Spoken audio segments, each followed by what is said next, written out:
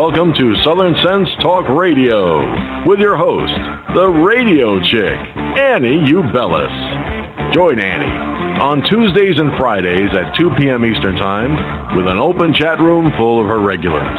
And yes, you can even call in.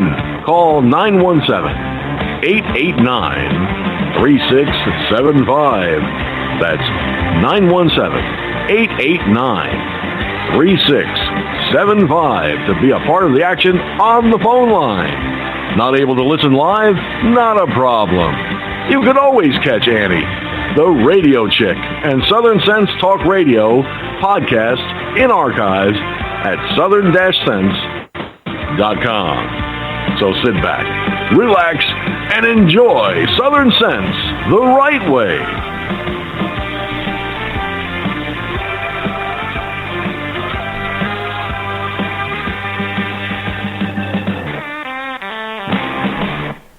Oh, welcome here to Southern Sense here on Blog Talk Radio, High Plains Media, SHR Media, Kinetic Hi-Fi, The Fix FM out of Charleston, South Carolina. I'm your hostess with the mostest, the radio chick, Annie, along with my debonair, intellectual, and oh-so-handsome co-host, Curtis C.S. Bennett. Good afternoon, Curtis. Hey, Curtis? Annie. I guess we're ready for a great show today. Yeah, I can't believe it's Can you hear me now? Yeah, I got you. I got you loud and clear. Okay. Want to welcome everyone that's listening in on the studio, and if you are in on the phone lines and you do want to join the conversation, please remember you must press 1 first. That way you raise your hand, and I know that you're out there. Blog Talk Radio no longer gives out an announcement when you do dial in, so unless you know, in order to ask your question, make your comment, you got to press 1. Want to welcome those that are up in the chat room, and we've got ourselves a great show lined up today. We've got coming back a return guest, Corey Clagett. He's with United American Patriots, and his boss, Major Bill Donohue. They both will be joining us at the first half. And if everything goes as planned, the second half, we will have comedian Brad Stein once again returning. He's known as God's Comet. Not Comet, Comic. Let me get it right. Even though he is a fireball, Brad Stein will be joining us. And you know him because we place one of his clips here often. It's the Obama bumper sticker removal kit. That's the guy that's going to be joining us. As I said, if all goes as planned. Curtis, it has been one of those months, and I am just completely wiped out. I'm glad today we're not concentrating on the elections. We can talk about other things and have a laugh or two. I'll also talk about something that's serious, about military men, known as the Leavenworth 10, that have been convicted of crimes. They were actually scapegoated.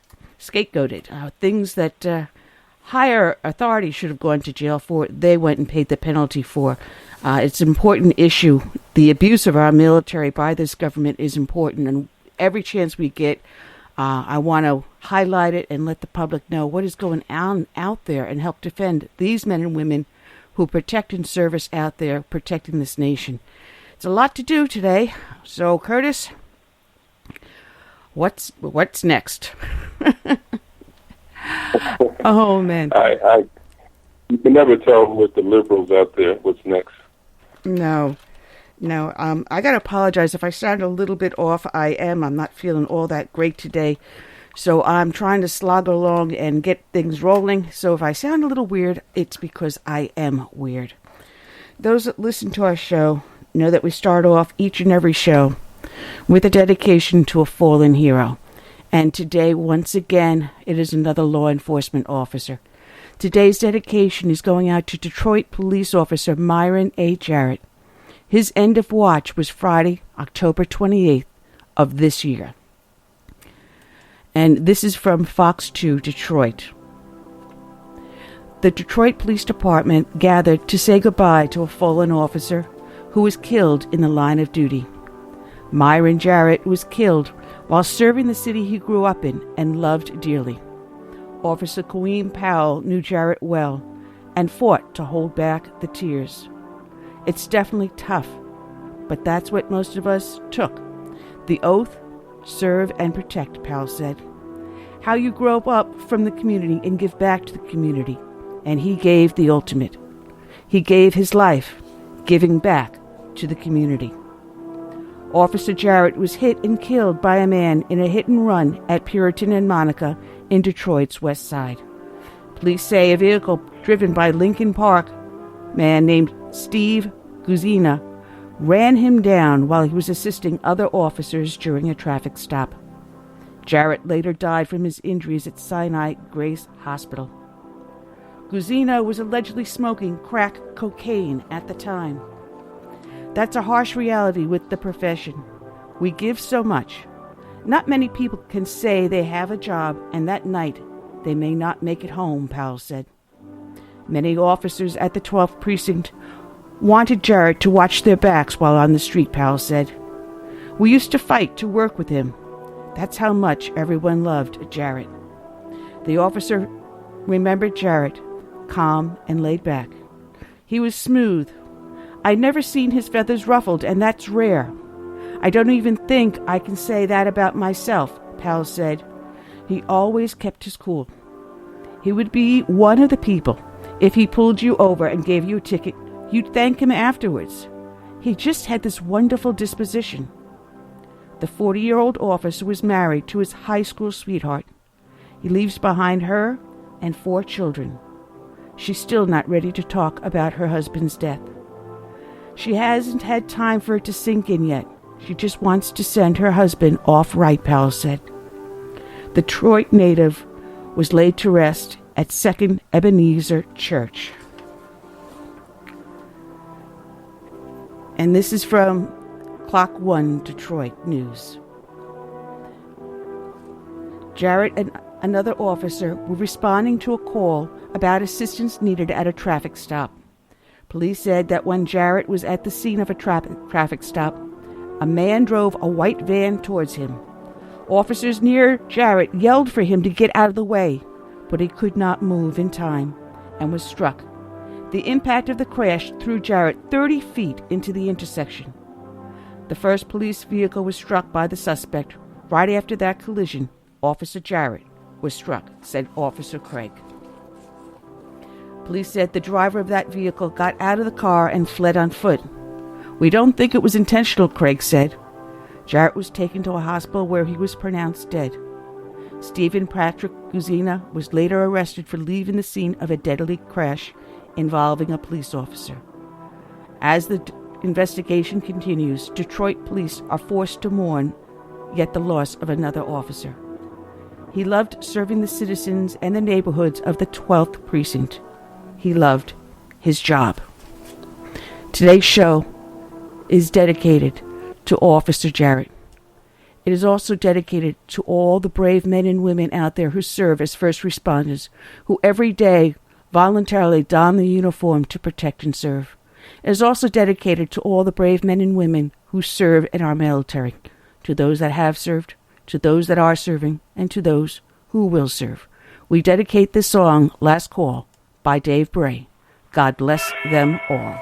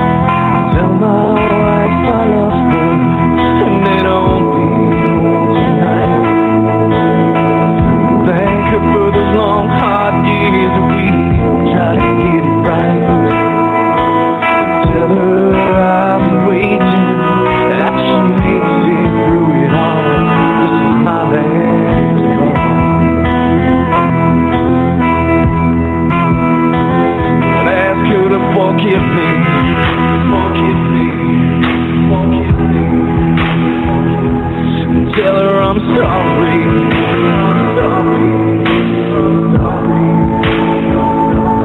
That I can't be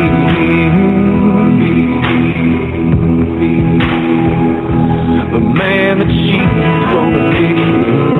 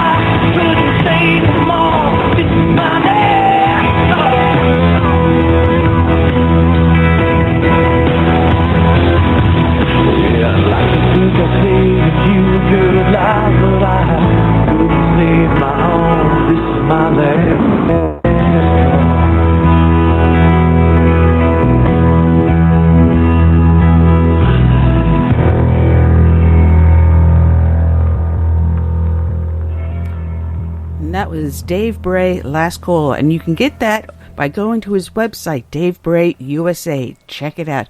We're back here on Southern Sense, you're listening live on Blog Talk Radio, High Plains Media, SHR Media, Kinetic Hi-Fi, the Fix FM out of Charleston, South Carolina, and we're still listed number 16 out of the top 100 conservative shows on TopTalkRadio.com.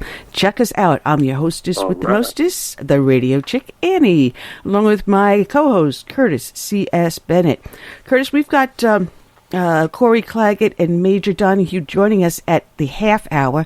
So we've got about 15 minutes that we can have an open discussion here. So I just got to remind people that if I sound a little strange today, I'm just a little under the weather.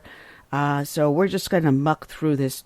I got something from a friend of mine, Joe Dugan, who runs the South Carolina Tea Party Coalition, and he's put up a new Facebook page. And the Facebook page is Put a Hold on the Lame Duck. And he's asking people to go to that, put a hold on the lame duck, and sign up. What he wants to do with that is to make a statement and get a conversation going saying, let's not allow Obama to pass any more executive actions or do anything during the lame duck session. Because we've got less than, a little over a month and a half before he gets, Trump becomes our president. So he's asking people to go, fellow conservative activists, to sign on to it, post any pertinent articles, put your opinions up there, pictures, anything that will tell Congress that we are watching them and that we voted for Trump. And in America, America is first. We will not tolerate any last-minute deals that goes against our wishes as expressed in the election booth. We almost had our nation stolen from us over the last 8 years, and now is not the time to compromise with the establishment and the globalists. And he's saying, this is what we want. We want your patriotism and vigilance. So check out Put a Hold on the Lame Duck on Facebook. And I think we may have a caller early already. Let's bring this in. Area code 845. You're on the air live with Southern Sense. Who am I speaking to? Oh, I think you can recognize the voice pretty quick. How you doing, Annie? It's George from Firefox and News Online. Hi, George. How are you doing today? Oh, I've had better days and I've had worse days and I've had some in-between days, but today I'm doing pretty darn good. Yeah. I want to thank those that are sending me well wishes, hoping that I feel better. Normally you hear me nice and chirpy on the air, and today I'm not completely up to it today. But I want to thank you for doing that. And, I'm losing a little less Yankee in my twang. Thanks, Moving. I appreciate that, too. Well, I'll tell you, I was listening to what you said about the lame duck and all this. And just throw my 2 cents in on this. Go ahead. Sweetie, let me tell you something. Obama, for what it's worth, that bozo should have been thrown out of office after year 1. There's no reason why he should be allowed to sign any more executive orders. There should be no reason why he should even have any contact with any world leaders at this point, because, quite honestly, he's in the middle of the transition to go from his administration, or dictatorship as I like to call it, to President-elect Trump's. So, I agree. I think it's time, the Congress and the Senate sent a clear message saying, okay, you're done. Your time in office is just about over. Now it's time to say, hi, President Trump, how you doing? All right, well, let me throw a monkey wrench into that. Do you truly want to restrict? Do you truly want to restrict the power of the presidency, no matter what party is in power, during that lame duck session? Yes, we can understand Congress can stymie him and prevent him from doing certain actions.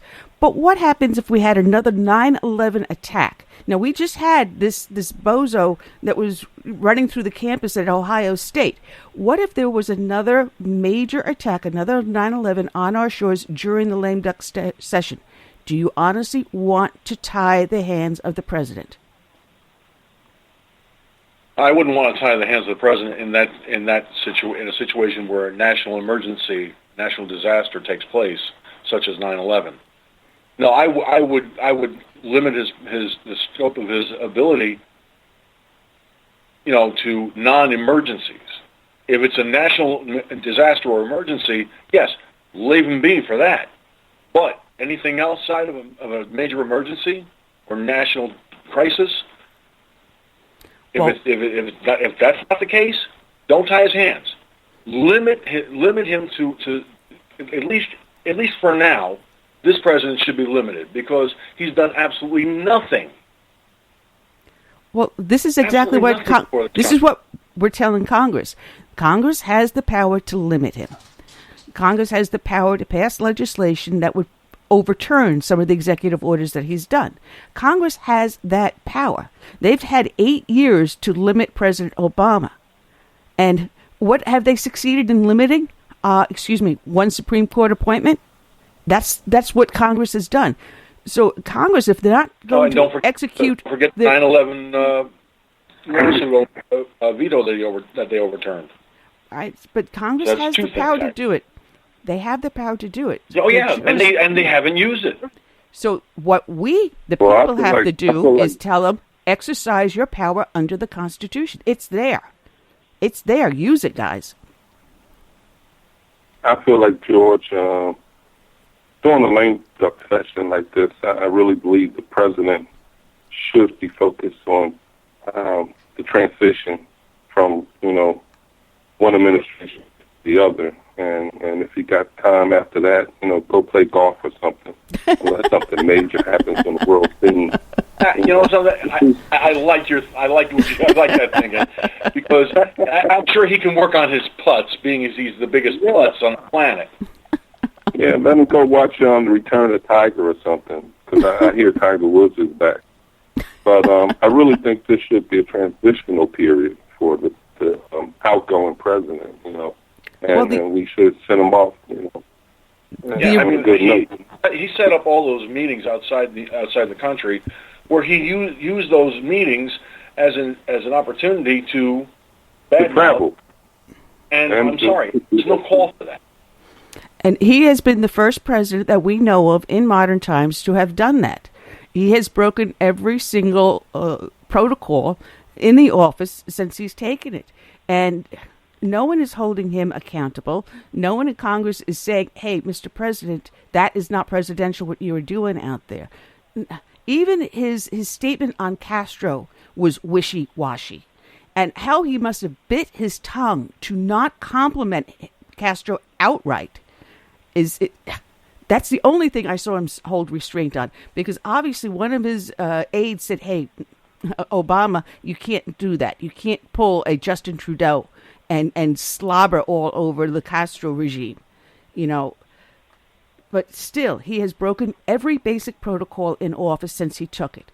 And unless Congress speaks up, unless our representatives and our senators say something, and that is exactly what Joe Dugan's page is about, put a hold on the lame duck. Check it out over on Facebook, folks, because after I get off here, I'm going to see if I can sign up on it also. It's called Put a Hold on the Lame Duck, and it's run by my buddy Joe Dugan. And unless there's legislation that's passed that specifically limits what the president can do during the lame duck session, I don't see him being restricted at all. Well, let's bear in mind, okay, Annie, there's more. It's more than just that. Let's go back to when the midterm elections took place, okay? Look at the midterm elections in 2014. When the Senate, when the Republican Party took over the Senate, and they took it over on the promise that they would repeal Obamacare, right? The problem is they gave Obama everything he wanted. What was the Republican Party doing in the Senate and the Congress? Giving him everything he wanted.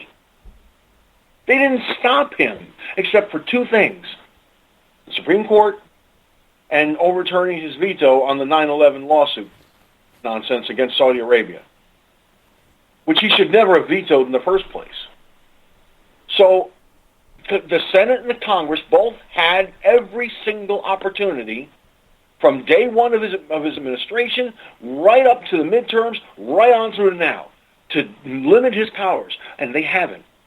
And here's what bothers me the most. They're not going to. I can see it coming down the pipe. They're not going to. And these are people that we trusted to do the right thing. These are people we voted into office to do the job of we the people, not we the government. Well, look who you have returning as Speaker of the House. You got Paul Ryan. Look who you have as Senate Majority, Mitch McConnell. They brought them back. Now, I got to cut this because we do have one of our guest callers, George. So I'm going to put you on mute so I can bring our guest on and introduce him. Thanks for calling in, George. Mm-hmm. Okay, let's get the switchboard working here, and let's bring aboard our guest, Corey Clagett. Good afternoon, Corey. How are you doing today? Corey? Love Talk Radio. Uh-oh. Corey, turn your speaker down. And he dropped. Let's hope that here he comes back in. Let's try this one more time. Is this Corey?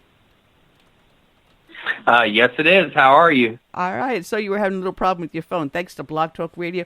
It's always interesting to see whether or not the calls go through. How are you doing? How are you doing today?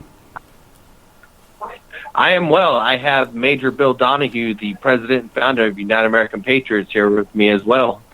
Oh, fantastic. Good afternoon, Major Donahue. How are you two today?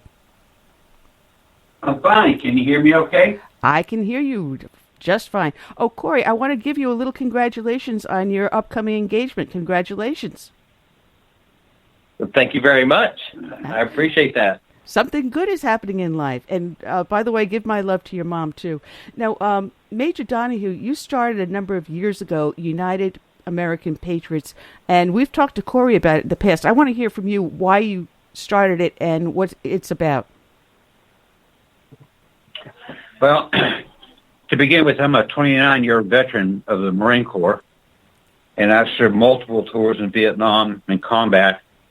And when 9/11 hit, myself and a handful of other retired Navy and Marine officers tried to get back on active duty. But none of us succeeded because we either past the age or, in my case, I was 100% disabled. And I was watching the news one day, and I saw a Marine sergeant by the name of Larry Hutchins, 6 other Marines, and a Navy corpsman being brought back in jumpsuits with chains all over, hands, arms, legs, you name it. And it really upset me, so I did some investigating, found out what the charges were, and they were charged with murdering an unknown Iraqi. And the more I studied it, the more upset I got, and that led to a wide door opening for me.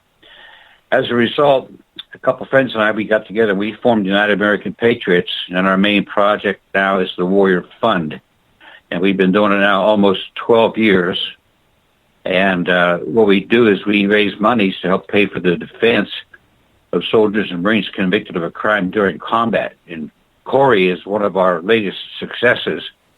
He got released after 10 years in Leavenworth on March the 31st, flew straight into here to Greensboro, North Carolina.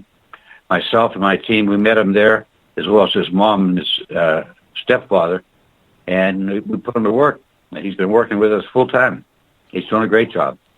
Oh, we love Corey, and thank you for your service. You know, I'm a child that grew up during the Vietnam era, and I remember watching TV as they were doing the news broadcasts, and I think that is the era that started the prosecution of military for war crimes, and I think it was the My Lai massacre that really brought it into focus for the American public. So a lot of these military guys end up being scapegoats for what higher-ups have ordered done.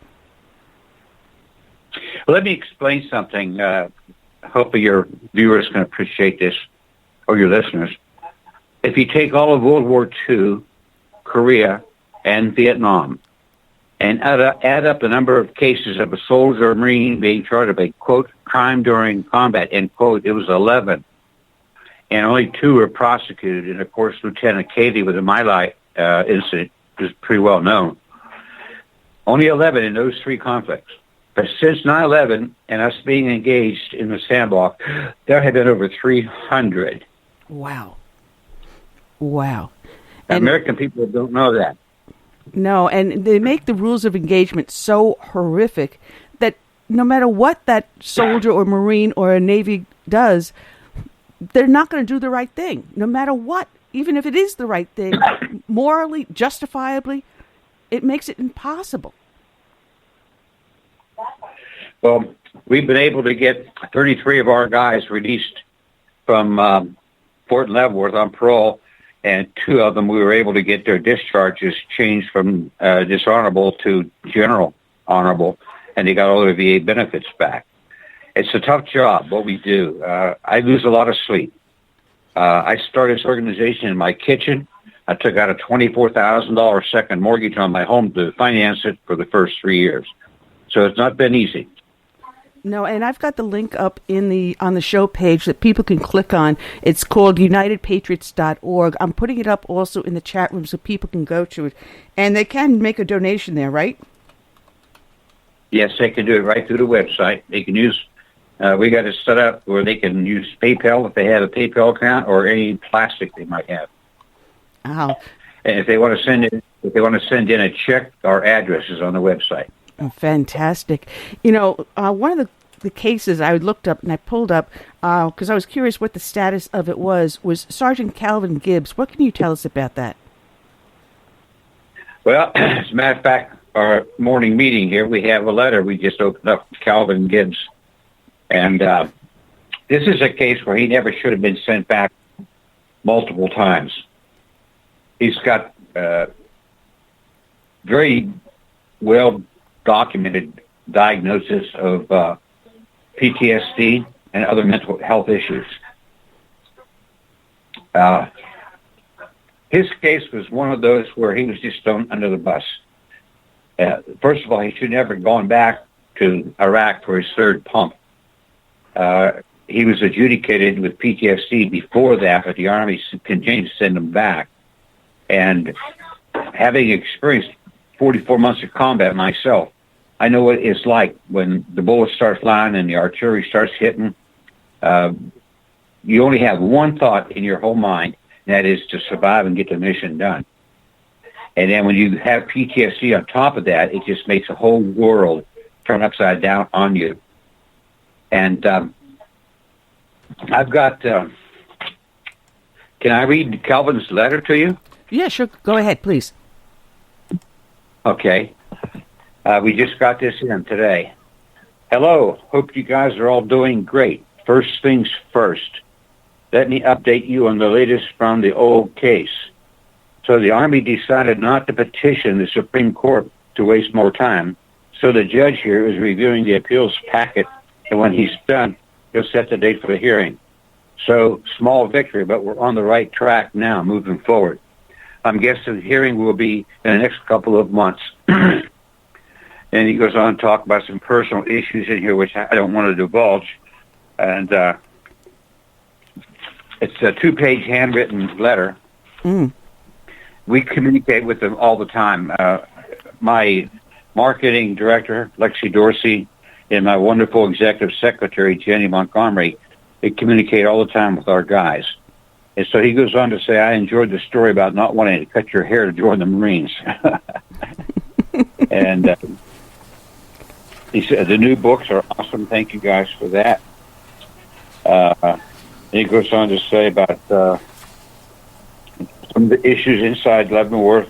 Food rations get here on the 10th. They don't let us buy much food in holidays to give us more options. So my stomach is growling thinking about it. We send our guys a stipend every month to Fort Leavenworth. This averages around $400 a month, but like this last one we just signed was $1,000 a month because of the Christmas holiday, so they can, purchase gifts for their loved ones. Mm-hmm. And that really helps them, knowing they've got some kind of money in their brig account, if you want to put it that way, for stamps and phone calls and necessities. But we also encourage our guys to get enrolled in higher education while they're at Leavenworth. And we've got several that have done that. In fact, Corey, who's sitting here with me, he just got enrolled in our local community college. So we're real big on that. And The family doesn't spend a penny. That's when I started this. And by the way, I don't take any money. I don't get a paycheck. I pay my own expenses, unlike a lot of people who run a nonprofit. I think it's important to American people to know that I'm not here taking their money and buying a new car with it, so to speak. Well, that's a blessing. We have questions coming up in the chat room, but I want to ask Corey this. Corey, how important to you when you were incarcerated was Major Donahue to you, his organization, in helping you look for the light at the end of the tunnel? Pretty much, it gives you hope. You know, at my lowest point, I thought about suicide because I didn't have any help from the outside. And when Major and UAP took on my case, it gave me hope. You know, that monthly allowance that he sends, you know, that goes for phone calls. The prison don't give you any money for phone calls.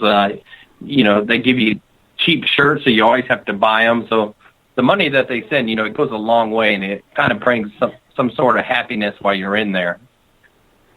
It is a blessing. Now, the question I have in the chat room is from Moving, and he wants to know, has the poor treatment of our troops impacted the 3% and other patriot movements such as Oath Keepers? Would you say that again, please? He wants to know, has the poor treatment of our troops impacted the 3% and other patriot movements such as Oath Keepers?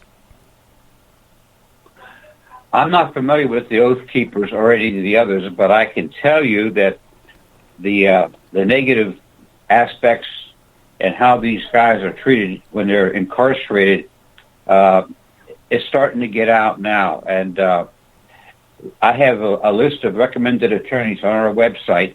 We can't get an attorney for our guys, but we provide them with resources to reach out.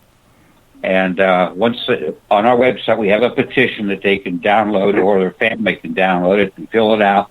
It's a 3-part petition, 1 part for the client, 1 part for the family, 1 part for the attorney. And they submit it to us. I review it first. If it falls within our criteria, I take it to the board of directors, and they decide to keep it or not. And we've got 2 petitions now at our board meeting in December the 10th. We're going to be looking at those and passing judgment on them. But the process is well-oiled. It's easy to follow. And on our end, we require a monthly report from the attorneys on the case. We have a formatted report that they use. We require a letter each month from the inmate, and we require a letter from the family or next of kin every month. Now, in return, when we get a letter from the inmate, we have a stipend for that month. The attorneys, when they submit their report, we pay the bill for that month. The families, we set aside $3,000 a year for them to travel and see their loved ones, and they have to do a monthly report. If they miss a report, then 1/12 of that money goes away.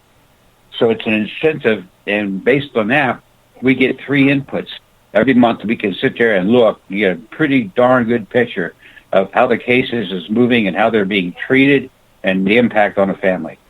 Well, how many cases are you handling right now? We have active cases right now. We've got 17. Wow. Wow, that's a lot of money to be shelling out every month. And you do this all by donations. That's right. We don't take any government grants or help from any governmental agency. It's all by the public sending in donations. And last year, we spent more than $2.2 million on the legal defense of our guys. Whoa. And every single penny goes directly to your services, which include not just the defense attorneys, but you assist with the investigations, expert witnesses, forensic analysis, documentation, among a lot of this. And your overhead is kept to less than 25%. You're right. And we work hard at it. We're very, very... I founded the organization on 4 pillars. And everybody on my team knows it. And they are honor, integrity, loyalty, and patriotism. As a retired Marine officer, I've lived my life on those 4 pillars. And when we bring a new person on our team, we put them on a 6-month probation, see if it works out for them and if it works out for us. And then after that 6 month, and you get monthly evaluations during that 6-month period. So I'm really scrubbing the people that I bring onto my team to make sure I get good quality and commitment from them, and it's working well. Well, Major, I want to thank you for your service and your continuing service. And my co-host, who is from the Navy, wants to ask you a question. Go ahead, Curtis.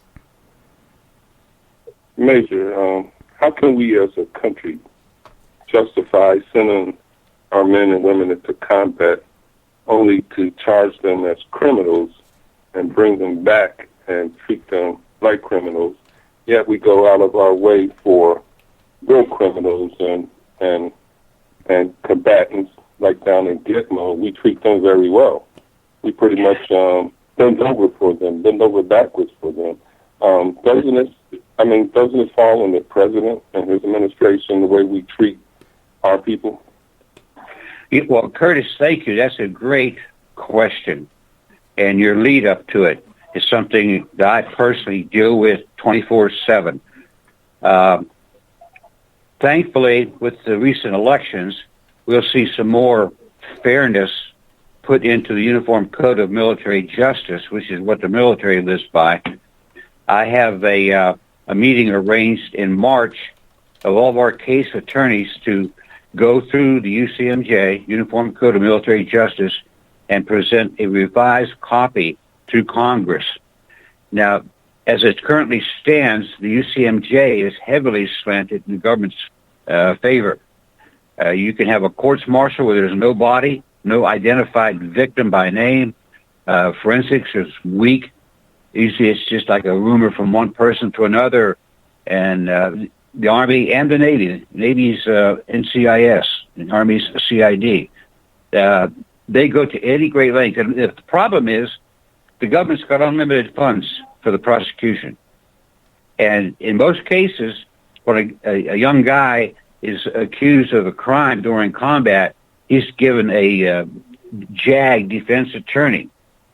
And that JAG defense attorney and the prosecutor JAG both report to the same general or admiral.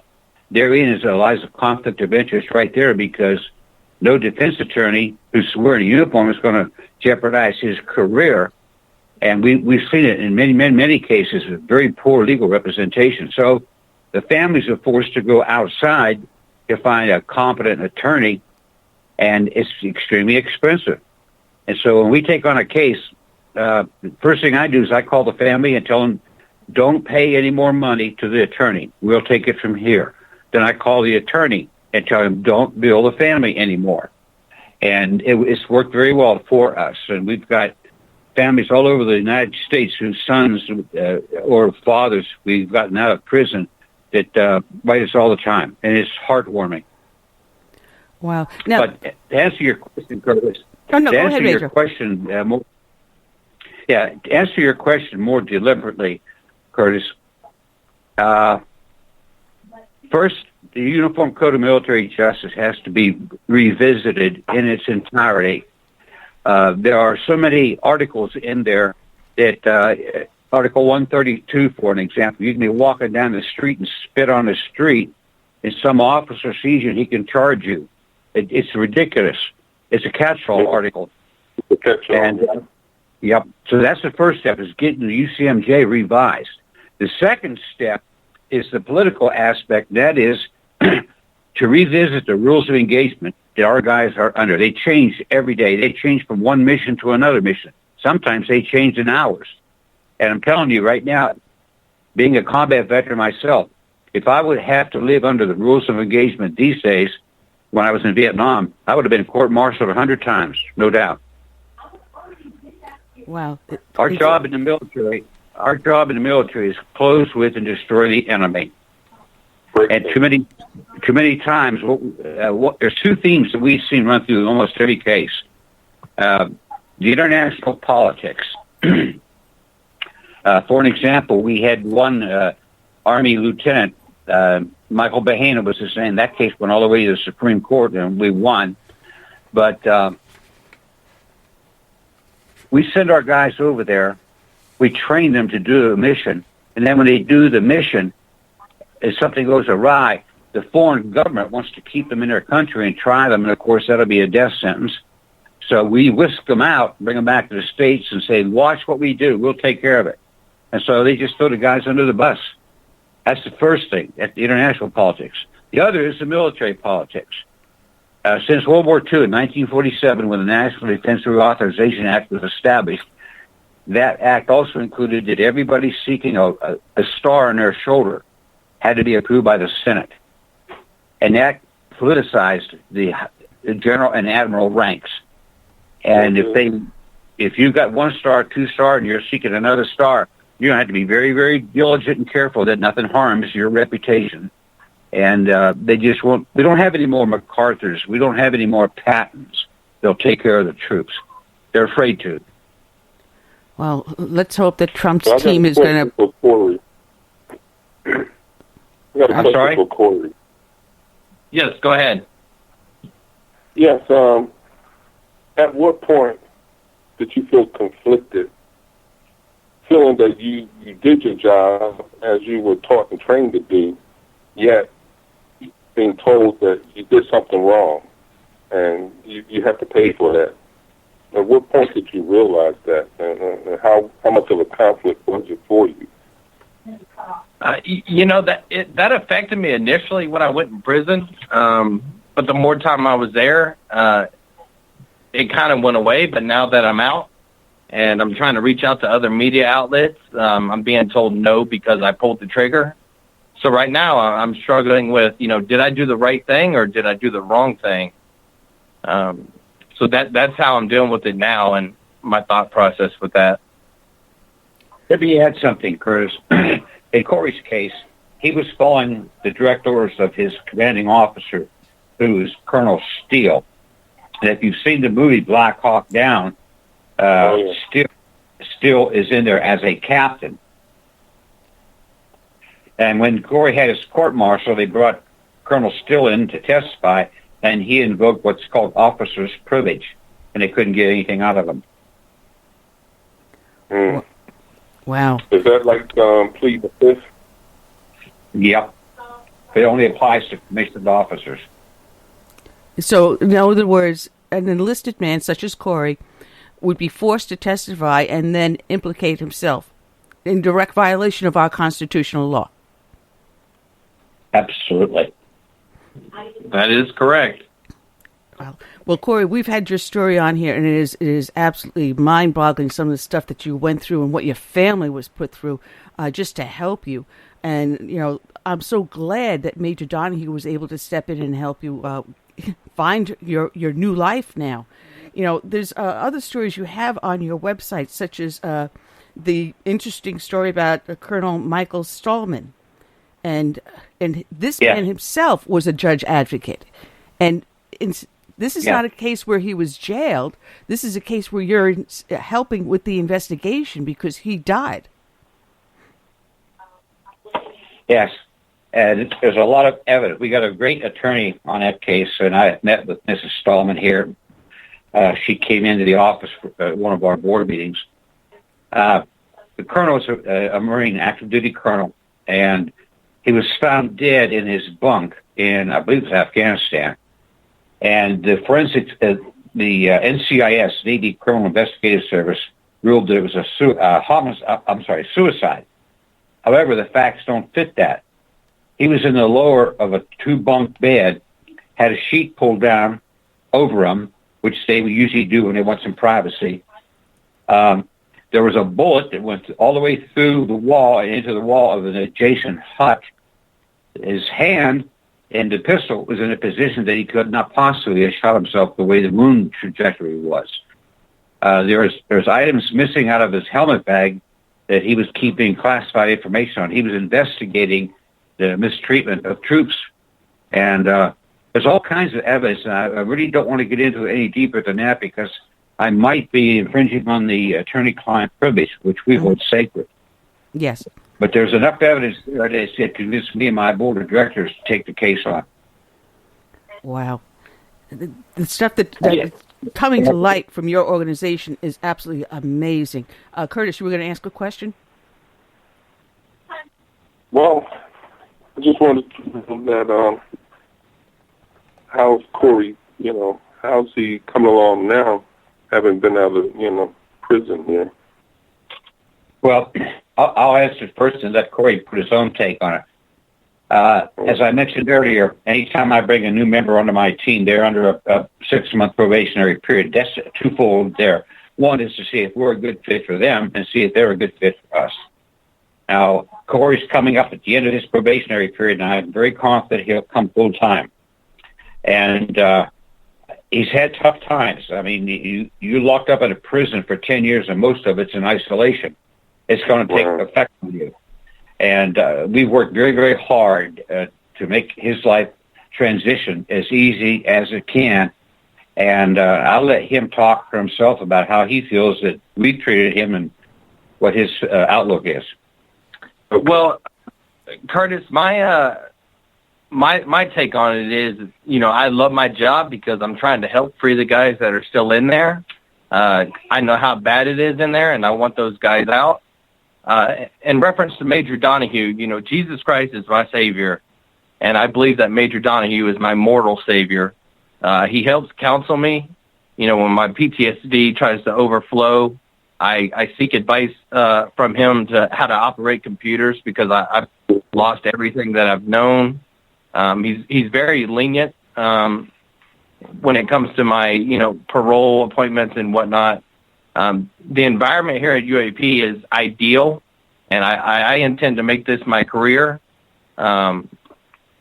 This is just a wonderful place. The Major is just a very caring combat vet. He has a hard shell, but he has a soft heart. Well, that's a very, very wonderful compliment there, Major.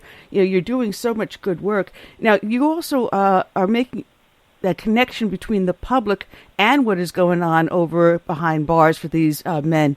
And you have it where you can have a holiday mailing list that you can write to some of these guys? Oh, yes, we do. In fact, we post the guys' Leavenworth address on our website, or they can just give us a call. We'll give it to them over the phone, or they can send us an email. They can contact us by email through our website. Yeah, and if they want the address, we'll be more than happy. Each inmate has a number after his name, an inmate number. It's the same address as 1200 Warehouse Road? 1300 North Warehouse Road. And that's in Leavenworth, Kansas. But and there's their name plus their inmate number after it. And so as long as they got the right inmate number and so forth, their letters will go through. Now, let me caveat this. The military does censor incoming and outgoing mail. And so there's a limit on what can be said. Also, there's a limit of what can be sent. If the citizens want to send money to them, they can send a personal check. However, they can't buy something and send it to them. It has to be ordered from a commercial enterprise. For an example, we were talking about Calvin Gibbs earlier.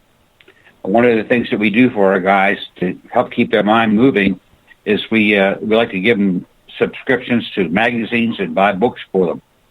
But they have to be drop shipped from, we use Amazon.com mostly.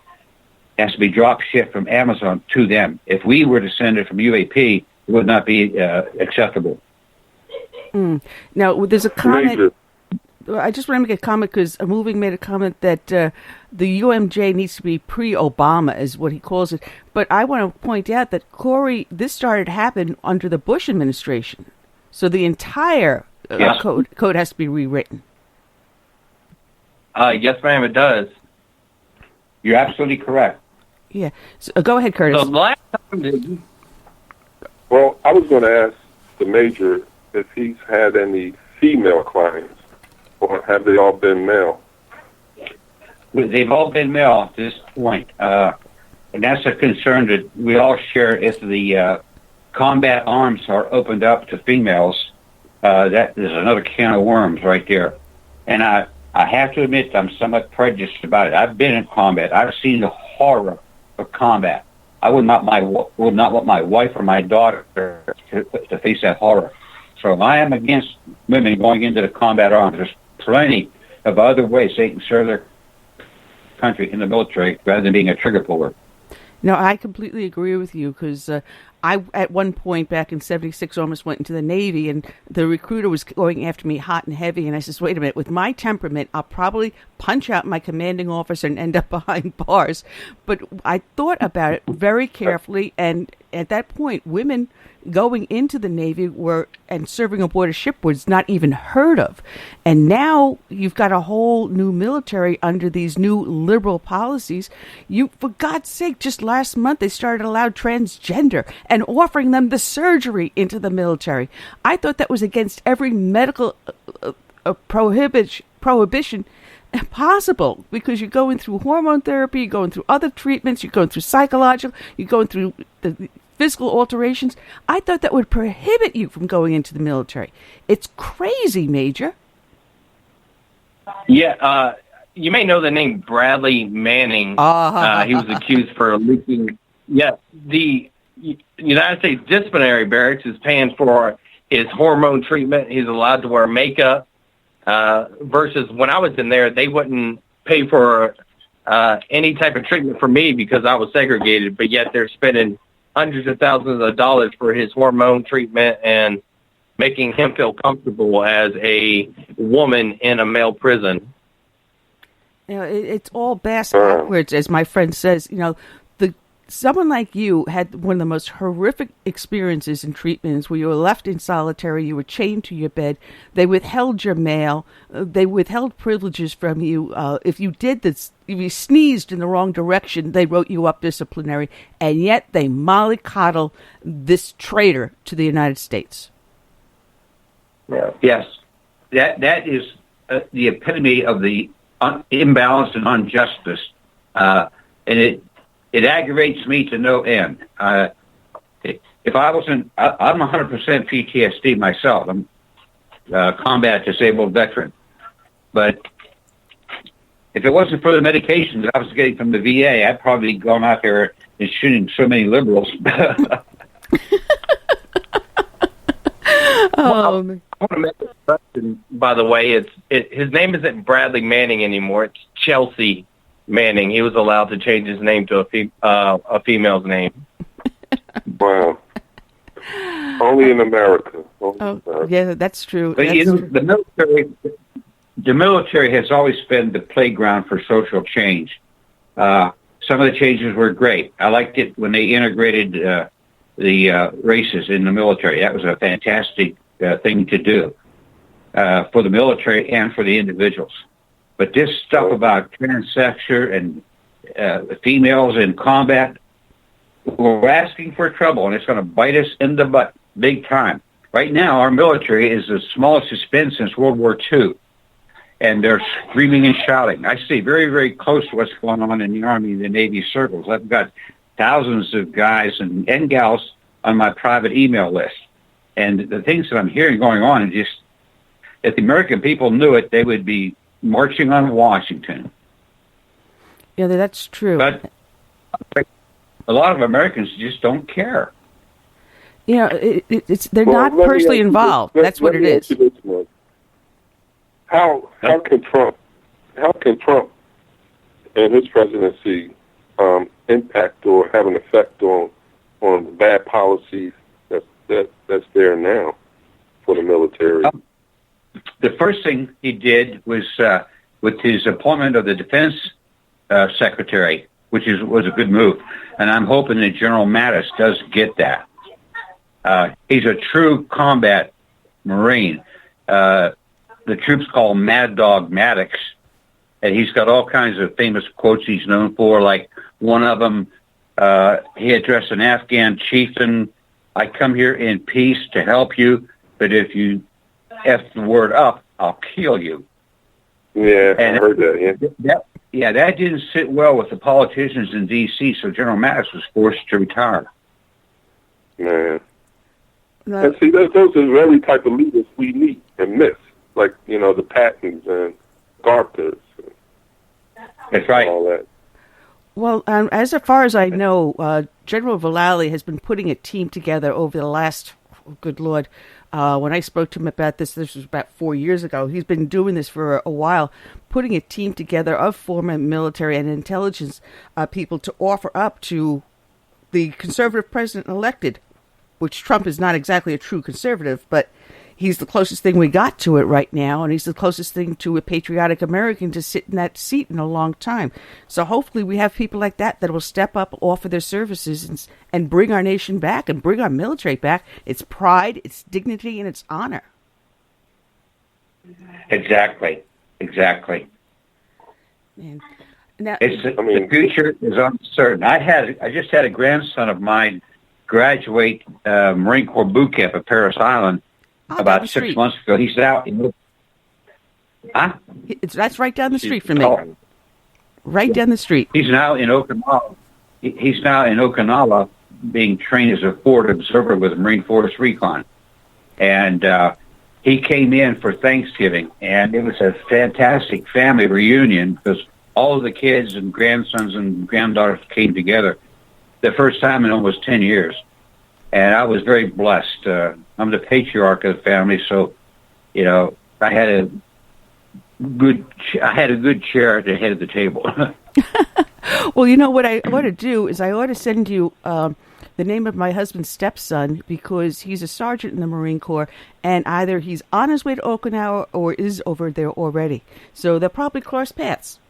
Be interesting. That would be a fantastic thing to do, because I really reach out to my brother Marines of all stripes and try to get them into our network, because there's a lot that can be learned. Oh, that it is. And I think it's possible that my next guest is up in the studio. If he can press number 1 so that I do know that it is him, and I will happy to bring him on. Major, your website is unitedpatriots.org, and I'm going to urge everyone to go to your website, make a donation, pull up the names of the men that you have on the holiday list, send them a letter, and do whatever they can to help you out. You and Corey are doing a fantastic job. You've got a great team in place, and you're doing wonderful work, and we've got to turn this around. We've got to make our military strong and proud once again. Well, we are the only organization in the whole country that does what we do. There's no other nonprofit out there that I'm aware of. And you've been doing it now for over a decade, and God bless you for it. Thank you so much. Well, thank you. I appreciate you taking the time to let Corey and I speak to you and to your audience. And God bless our armed forces, and God bless the United States of America. Oh, you are a great American patriot. Thank you, sir. All right. That was Major Donahue, Major Bill Donahue, and Corey Clagett. And Corey, give you my love to your mom. I hope to be talking to her soon. And we've got our next guest in on the line. Returning to the show, we want to welcome back Brad Stein. Good afternoon, Brad. It is a good afternoon, especially after the elections. And when you first came out with this one little video, I put it up and I loaded it up on my website, and I played it every now and then.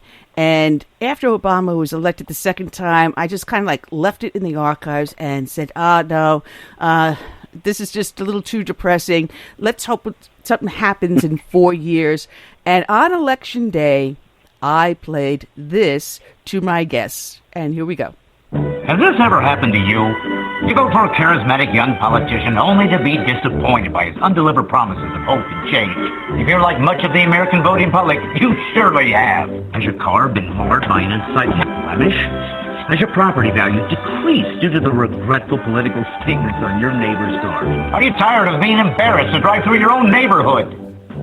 Hi, I'm Brad Stein, and I'd like to introduce you to a brand new product that can help you cleanse your car and your life from any regretful Election Day decision. Introducing the Obama Bumper Sticker Removal Kit. How does it work? Let me show you. Simply pull your car into a garage, empty warehouse, or otherwise inconspicuous area. Use the official BS scraper to remove the old BS from your car and replace it with a brand new bumper sticker. It's just that easy. Even works on a Prius. What about your friend, neighbor, or that hippie stepbrother who bought into that Obama BS? Don't make him live in shame. Anonymously send him a BS removal kit of his very own. The BS removal kit works on BS of all kinds. change. Change you can believe in. And that so hard to get rid of Obama-Biden BS. So rid your car and your life of Obama BS today, only at bsremoval.com. The Obama bumper sticker removal kit does not get rid of higher taxes, mandatory health insurance, or high unemployment. Satisfaction is not guaranteed because, well, you've already proven that you don't make very good decisions. I love that. Has anyone tried to contact you to order one of those things?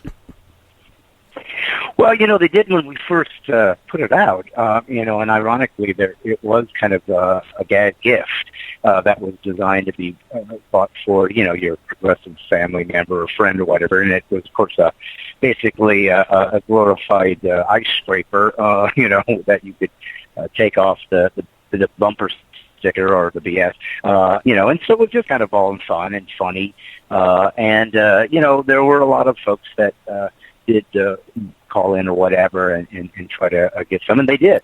But ironically, a lot of people thought it was just sort of a funny sketch, and they didn't realize that you could actually buy it as a funny, sort of gag gift. So we actually didn't sell nearly as many as it would have because I think people thought it was just all a joke. Well, it's funny because when I see an Obama-Biden bumper sticker on a car, I walk past it and the person sitting in it, and I look at him and go, how'd that work out for you, huh? Yeah. I don't appreciate that too much. Yeah, I mean, that, and it's really, I think that's really part of the, I hope, part of the changing dynamics of America, because over the years I've had numerous interviews on television, radio, print, media, whether it's large, well-known mainstream, Wall Street Journal, New York Times, whatever, as well as well-known, magazines, New Yorker, and so forth. But one of the things that I found really fascinating to me, and it's really taken a long time for me to really crystallize exactly what was happening, was that oftentimes the people, when they wanted to interview me, the premise of the interview was, can you be a conservative or Christian, depending on which angle they're dealing with, and be funny? Now, that's the premise. Think of that. Can you be funny and be a conservative, And so I used to think, well, what does that even mean? And it all began to crystallize over the years because people would come on to see, the YouTube videos that I have out there, and, millions of views or whatever. But you would always get this sort of trolling left, and oftentimes it was always prefaced with, this guy's not even funny. And I remember thinking to myself, this is odd. I've been doing comedy for 28 years. I've bought and sold 3 homes. Got a kid in college, 3 or 4 cars that I've gone through, have made a living as a comedian for 20 years. And guess what? I'm not even funny. So frankly, if that's the case, I'm even more of a genius than I realized, because I've been faking people out for 28 years. Not funny, getting paid as a comedian, 28 years. But you know what it taught me? It taught me something that has been more and more obvious to me than I could ever really understand it. And oftentimes it came from the left, especially after the past election. What I really realized was liberals, or what I call progressives, have never been able to laugh at themselves. They can't do it. They've never been taught to. If you're a conservative and you're in college, you've learned how to hear yourself be berated, your point of view be diminished or censored. As you're a Christian, you've learned to listen to people saying that your religious belief is in some ways phobic or intolerant or bigoted. So we've had to learn to negotiate these other points of view and these other ideologies and still maintain our integrity. They've never had to do that. No one's ever questioned them, because they stay within their own insular, group to tell each other how wonderful they are, how intelligent they are, how insightful they are. So for them to hear something that's making fun of that thing which they treasure, and remember, to the progressives, this is their religion, this is their worldview, this is how and why they get up in the morning. You're basically mocking the most important thing that exists in their life. So they can't laugh at it, because they don't have the maturity and they've never had to. So that's what I find to be so interesting with this Trump election, is they've had to come face to face with the fact that when you censor people enough, when you malign people enough, when you insult people enough who just have a different point of view, and suddenly you come face to face with the fact that you just realize how much you didn't know about America and the general public in general, you're going to have to maybe rethink and learn the lesson that we learned as conservatives. You got to learn to laugh at yourself, and then regroup. And that really is, I think, a culmination of that bumper sticker, which is 8 years old or whatever, about what I've seen in my career. It's funny because when people say that conservatives or Republicans can't be funny, then how do you explain someone like Bob Hope, Jackie Mason, or Red Skelton, to name classical ones? And then there's my friend Eric Golub, and I can go on and on and on about current comedians that are conservative. And in Eric's case, he's Jewish. You're Christian. I've had people on that they're funny, they're talented, they're good. But the problem with the left is that they're so busy saying, I've got to have everything my way, and you got to be nice to me, and this is my space safe, and you can't violate it, but I can say whatever I want about you. And you're right. We have a give and take. Exactly. Well, we've had to learn how to do that, and frankly, it's a better way to live your life. You should be able to negotiate a dialogue with somebody that you completely disagree with. That's where you can actually have a shot at learning and growing as a human. It's truly what liberty and justice for all would look like. But yet, where do you hear ever in a university some left-leaning progressive speaker being uninvited to a commencement speech? Never.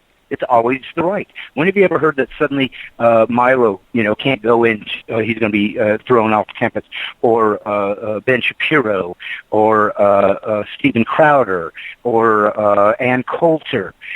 They are shouted down. They're not even given a chance to speak different.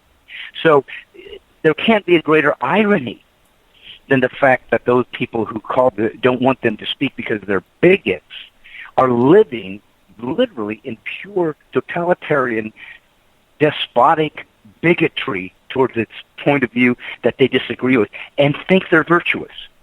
You can't be more. It literally is adults living, and I don't mean this as an insult. It's going to sound like it, but I mean this literally. They live like children. They don't like to be made fun of. They can't take it if somebody doesn't agree with them. They take the ball and go home. This is how children live. This is what happens when they put their fingers in their ears and go, na, na, na, na, na, na. They cannot even deal with listening to something they disagree with because they have demonized it, and they truly believe that to believe from a different point of view, because their point of view is evil, so consequently they feel like it doesn't deserve the dignity of even being listened to. And so that kind of arrogance and self-righteousness just cost them the presidency, let alone Brexit, let alone the Senate, the House, and if it keeps up, it's going to cost them a lot more. Yes, that's true. And now look what's going on over in France. They have now a conservative running for the presidency in there. He beat out all the others, and he said, no, we're going to go back to conservative values. So it's not only just Brexit in Britain, it is now moved to France. And let's see how long it's going to take before it goes to Greece and Germany and Spain. And Europe is finally smelling the coffee. How long will it be before the left here realizes we're on the march?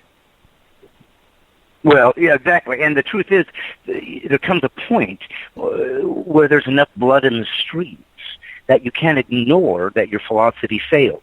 You have to be pragmatic enough to go, look at, how often are we going to watch somebody be attacked by a terrorist and spend so much time making sure that no Muslim is offended in the meantime that we're going to let people die in the streets? It is a utopian view of the world that is so dangerous that it's even difficult to even wrap your mind around. I talked about this in my new comedy album that I haven't even made it yet. I haven't filmed it yet. But one of the ideas I said is, listen, you have been given the right in America to live in a fantasy if you want to. If you choose to live in a fantasy world in America, you can. But you do not have the right to make me live there with you. That's when you're stealing my liberties. And it's that idea that if you're a man but you decide you're a woman, you are, that complete lack of even basic biology and science for the sake of your feelings, that is gone beyond the pale of just disagreement or a different philosophy. It's dangerous. It kills, and it brings in a destructive force when you abandon common sense and thousands of years of human history for the sake of that which is progressive. Progressive meaning everything must move forward. Whatever was in the past immediately is suspect and evil. How dare you take thousands of years of human history and tradition that has proven what is truly good and right and helps civilization work, turn it on its ear for the sake of the flavor of the day. Can't get more dangerous. It's funny. We had that tragedy yesterday over at Ohio State, and as I was watching the news reports, and God bless the men and women over there, the law enforcement and the other first responders that reacted so fastly. I'm proud of my fellow brothers in blue. One of the things that the media picked up on is that university officials were telling the students to run, hide, and fight back. And the media picked up on the part that the university is saying, go ahead, fight back. And wait a minute. The media is now criticizing him, saying, what is with this victimology? You can't fight back and the guy's trying to kill you? Really? Right. Well, exactly. And, that's, again, it just simply goes to what I just said about earlier, is it's gone way beyond just a disagreement. It's dangerous now. You're killing people now. It's not funny. It's not worth listening to. It has no value. And frankly, it needs to be thrown in the dustbin of history, which is exactly what they've tried to do to conservatives for 30 years in our universities or more. And even with Obama, for 8 years, if you were a conservative, you weren't allowed to disagree with a policy without being a racist. If that's the world you live in, where you simply get to make some sort of special arrangement that if you're a woman or you're black or you're Hispanic or you're gay, you get special rights, and nothing that you do in your behavior, your choices, can be considered suspect or detrimental, because in fact it just means that you're evil towards this person. If that's the world you live in, you're not free anymore. You're a slave. You're a slave to an ideology that demands obedience, or they will destroy your businesses, your reputation, and everything else for the sake of this hideous, cancerous ideology of political correctness or social Marxism, which has done such a great cancer to this nation and stolen and ripped out First Amendment liberties. And that's the thing that I even a year or more ago, when Trump was first really beginning to think he was going to get involved, and people would ask me, like, I'm some expert, I'm just a comic, but they go, what do you think about this guy? I said, I don't know if he'd be the best president. I don't know. I do know this. He's not politically correct. And that is the single most crucial thing this man can do. Having the leader of the greatest nation on earth, most powerful nation on earth, say, no more games. I'm going to have a sovereign nation. If you can't come here legally, oh, you're a racist. No, I'm not. Next. Look how simple it was to change the narrative. No, I'm not. Next. Well, you're just being phobic. Screw you. Next. What? That's all it took to get my liberties back, was simply to say, not playing your game anymore. No more games. You don't get to use malicious insults as though they're real, and that we have to give them credence. You know what? I said this 13 years ago. In my album that really launched me, in that conservative Christian world, Put a Helmet On, I said it to them. I said, you know what? You know how you stop political correctness? You don't do it. Somebody says, you offended me, and you say, I don't care. Next.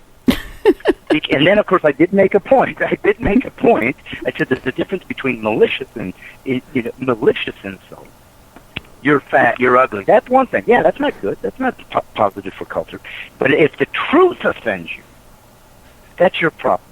You see, that's why relativism is the reigning moral or amoral foundation for progressivism. Because that's why they live by relativism. They cannot believe in truth, because truth demands subservience. Yeah, if what I believe comes into combat with what is true, I change what I believe, because I'm conservative and a Christian. If the progressive ideas come up against what is true, they change the truth. That's dangerous. Yeah, that's the problem. Brad, I like to say that I appreciate what you're doing, because for 8 years I've had to listen to a lot of humor. Well, I didn't have to listen to, but it was out there from the left, and frankly, most of it I didn't even find funny, and the vulgarity of most of it was a turnoff, very, very repulsive. PC played a role in a lot of things, things during that time. I remember when Obama first was elected and got into office, there were few comedians who dare say anything funny about Obama the first six months of his presidency, I believe. I think it had to do with PC, political correctness. But even then, what I started hearing was just, off the chain. So it's refreshing to have, people like you, comedians like you, come along and put a different spin, a different perspective on humor, And well, I appreciate that, and yet it is very difficult to get that voice into the marketplace. I mean, within the last year or two, I've heard Jerry Seinfeld, Chris Rock, I think Louis C.K., numerous, very well-known comedians say they won't even go to colleges anymore because they can't tell jokes. They take everything as an insult and as an offense. So they don't. So we're raising a generation of kids that don't even understand satire, sarcasm, nuance, poignancy, not understanding the value of humor and how it's designed to sort of expose the humor in differences and so forth instead of fighting about it. They've destroyed even the option of this language system that filtered through comedy to even exist, and it's so crucial. I mean, we were the ones that could make fun of the king and not get our heads cut off. You needed that safety valve in culture to expose nonsense. And I have Kevin Jackson's a good friend of mine. He's a correspondent with Fox. He runs the Black Sphere, and the black friends that I have who have succeeded and whatnot, and they're conservatives for the most part. I feel sorry, that they're trapped in their own, in this own sort of milieu that says you're not even allowed to think differently. Then you're not even black anymore. It's like I can't even imagine not having access to even a different point of view, and it's sad to me because when I think of all the difficulties that black Americans went through, obviously coming out of slavery, so we didn't have that experience for the most part. I'm German descent and whatnot. There were Irish slaves or indentured servants, but for the most part, obviously blacks came without choosing to, and then endured horrible hardships throughout this nation. And yet, in the worst case scenario, can't read, can't write, can't vote, taught themselves to read, weren't going to be destroyed, became, influential in culture, got into politics, began to take control of their life, finally, thank God, slavery is done. They begin to build a name for themselves under incredible difficulty. And that should be honored.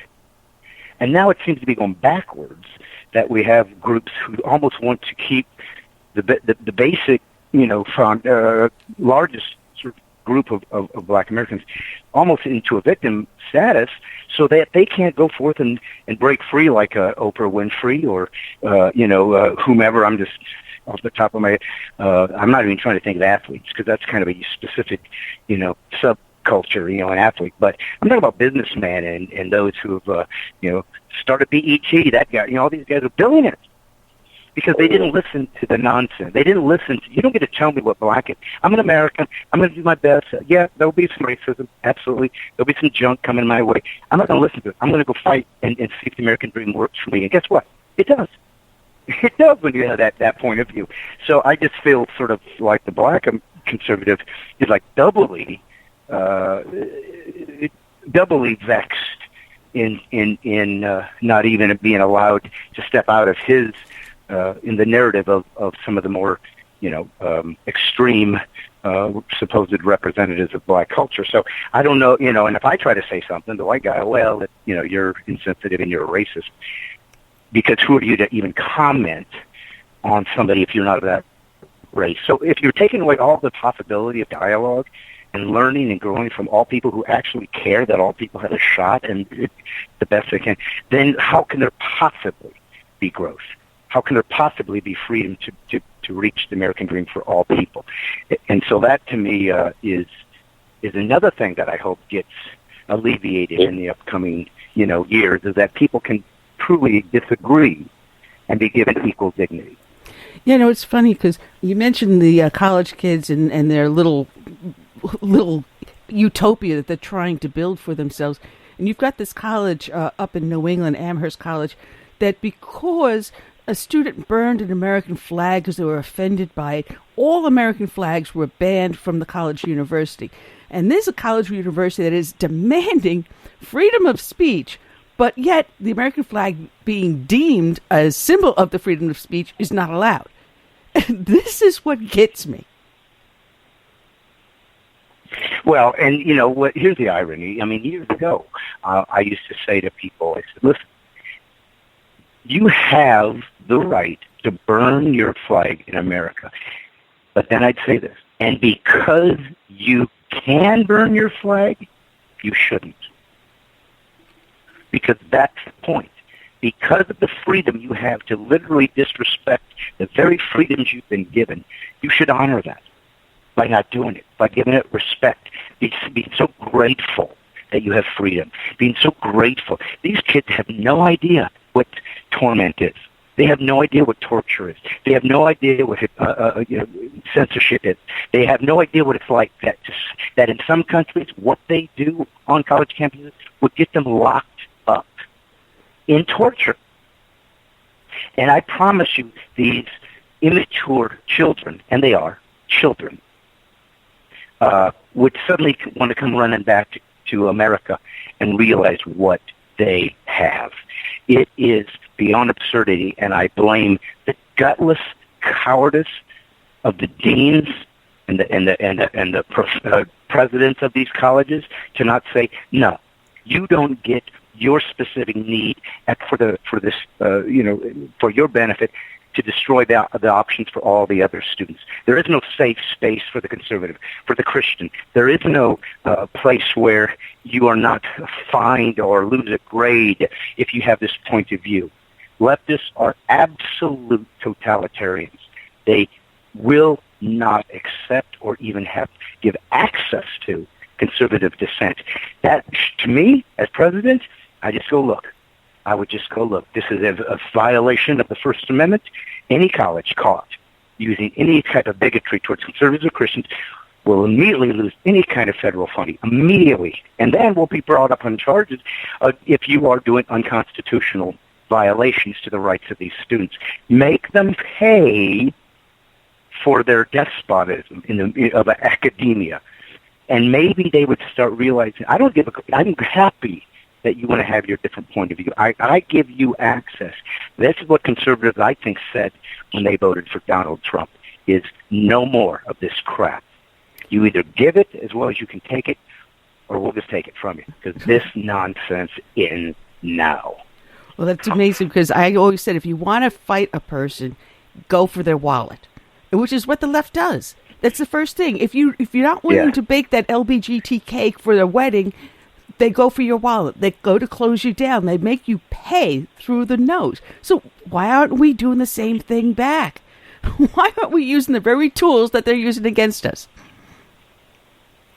Well, and of course there was that CEO of the company, I forgot which company it was, that said that I am not going to do business with anybody who voted for Trump or is a Trump supporter. And he went on national television saying, I have the right to not do business with people that I disagree with. And you know what I'm saying? I agree. Don't do business. This is a capitalist society. You don't do business with my people, don't do. Let's see if you can survive. The supply and demand. You'll either make it or you won't. But all I'm asking, let us have the same, because this is exactly what we told you when a person said, I cannot bake a wedding cake. I'll bake you a cake. I'll serve you. I'll employ you. I'll be with you. And here's the good news. Here's what just so irked me. They said, oh, this is just like the Civil Rights Movement and Jim Crow laws. Really? If I was black in America, I would have been all over. How dare you insult us? with that kind of complete conflation. Listen, when I couldn't sit if I was black and I couldn't sit at a dining counter in 1960 in Mississippi and I was kicked out, guess what? I can't go to the next one either, or the next one, or the next one. I can't go anywhere. I have no options. Guess what? I come to the Christian. He says, you know what? I'll do anything, but I can't do this cake because it goes against my religious beliefs. But here's the good news. There's 55 other bakeries that'll bake your cake. So here's what's great. You get to walk away and say, I disagree with you, but I'm going to give you the dignity, the honor to not make that for me because that gives you freedom. And I'm going to go to the next place and get my cake, and that gives me my freedom. And suddenly we're all equal. But no. No, I'm going to destroy you. Oh, you won't take my photos? Not for your wedding, I can't. It goes against my religion. But the good news is there's 150 other photographers that will take your picture. And you're such a good human being. You're such a loving. Who am I to tell you who to love? Well, now you get to love me and give me the option of saying no. And then you are showing you truly are a man or woman of honor and actually care about the First Amendment and care about America and the freedoms and justice for you don't. You don't. And there comes a point, if there's one through line between the DNA of an American, it's we don't put up with tyranny. You keep pushing far enough, there will be a revolt. There will be a war. One was called the Revolutionaries, one was called the Civil. We cannot and will not allow this to take place again. Well, we're seeing that revolution, that backlash. It started on Election Day because at that college campus, as soon as the flag was banned, you had all these veterans, and many of them were students at that very college, counter-protest, which is amazing. And people are starting to walk with their wallets because Cal, our Canadian friend in the chat room, was pondering whether or not from now on people should get their college degrees online. If we turn around and say, hey, why do I have to travel to a college and pay $60,000 a year for this college degree when I can sit at home and maybe for $1,000 a year, sit there online. I don't have to pay extra room. I don't have to buy extra food. I don't have to do all this other crap and get my same degree. So, well, hey, you lose. And not be indoctrinated with your propaganda. Well, and what do you think has launched the homeschool movement? Same thing. Parents said, I'm not going to send you to public school because you're not going to be indoctrinated. So we're going to homeschool you. Why did the teachers' unions hate homeschooling? Takes money out of their pockets and takes away their leverage to program the children because, frankly, they know better than the parents how to raise them and what they're allowed to believe. It is so sick. Who would have thought that 1984 and, all these science fiction novels that we read and with sobering eyes and said, oh, yeah, well, these are amazing, this totalitarianism and this despotism. But don't worry, because if we ever see it, boy, we won't let this happen because this is crazy. Well, it's happening in front of our eyes. We're living in it. All of that science fiction of the 40s predicted this age and this time in America and free society and Western culture. So, my prayer is that, and it is a prayer, that we just return to freedom and liberties for all people, specifically religious liberties. People think, oh yeah, because you're a Christian. No, because the first line of the First Amendment told us what the founders felt was most important. Think of that. The First Amendment must be the most important amendment. It's the first one. They could have chosen any. They said this will be the first. And guess what? The first line of the First Amendment didn't say freedom of the press can't be abridged. It's in there. It's important, but it wasn't first. It wasn't you can address your government with grievances and not get shot in the head. Great and important, wonderful freedom in America. Not number one. You can peacefully protest. Can't riot, but you can peacefully protest. Beautiful, beautiful freedom. Thank you for that freedom. Not number one. Number one couldn't have been more simple. Congress shall make no laws respecting the establishment of religion. It's never done that. History of the United States, there's never been a congressional law that established or demanded a religious belief system from its citizenry or ends the free exercise thereof. So that has happened with these laws that state, I can't do that because of the cake. Well, then you're going to have to pay a fine. Well, that's a law that forbids my free exercise of religion.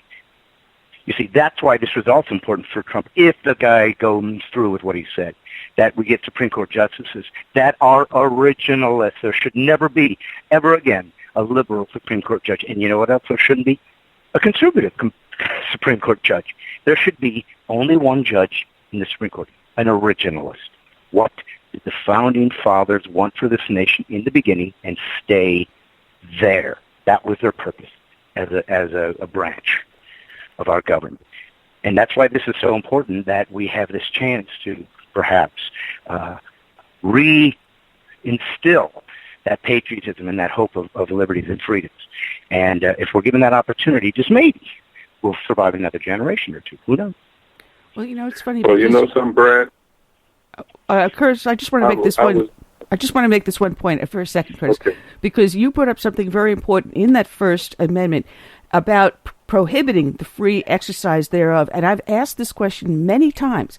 If you are being sued because you don't want to make that LBGT cake, why can't we countersue because you are prohibiting my free expression of religion? And no one has ever asked or answered that question. Well, they did try. They did go to court, and guess what? The judge struck them down. Said, no, you don't, because because this is a civil right. I forgot. I think it was the 14th Amendment. Whatever they've used to try to shoehorn this nonsense into the Constitution, and they did lose that argument. And the Supreme Court didn't take it up. They didn't allow it to come in, so they could change. Oh, and by the way, two Supreme Court justices officiated. Yeah. Two Supreme Court justices, Ginsburg and it is blank on her name, the Hispanic woman. They officiated at a gay. Yeah, Sotomayor. They officiated at a gay wedding. So, if you had any kind of integrity, wouldn't the prudent thing to be say I have to exclude myself from this ruling because I obviously already have decided what is right? But they didn't. Why? They have no integrity. Why? Because they believe whatever they believe is beautiful and virtuous. They owe us nothing because they're smarter than us, better than us, and more important than us because they're progressive. Let me tell you something that I've asked people. Congress, I would make it so simple because the Founding Fathers made it very simple. By the way, did you notice that they don't teach cursive writing anymore in school? Yeah. They don't teach cursive. Yeah. Hey, guess what? Guess how the Constitution was written? In cursive. In cursive. Just throwing that out there. Well, yeah. No, what's worse, Brad? Let me just. What's worse is I left a note for a friend of mine who's slightly older than me, and I'm no young, little spring chicken, how to take care of my cats. I wrote it in cursive. I get a call. I can't read your handwriting. And I got told by a nun, she asked me if I went to Catholic school because my handwriting was so beautiful and neat. And yet this woman who's slightly older than me could not read my handwriting. That's how bad it is, Brad. Well, but yeah, it's another language. And your co-host, I forget. Pardon me, Curtis. I forgot his name. He said he wanted to ask me something, and I want to allow him to respond to that. But I do need to say this. This is what I've said on stage. I said, here's what it says. Congress, stop.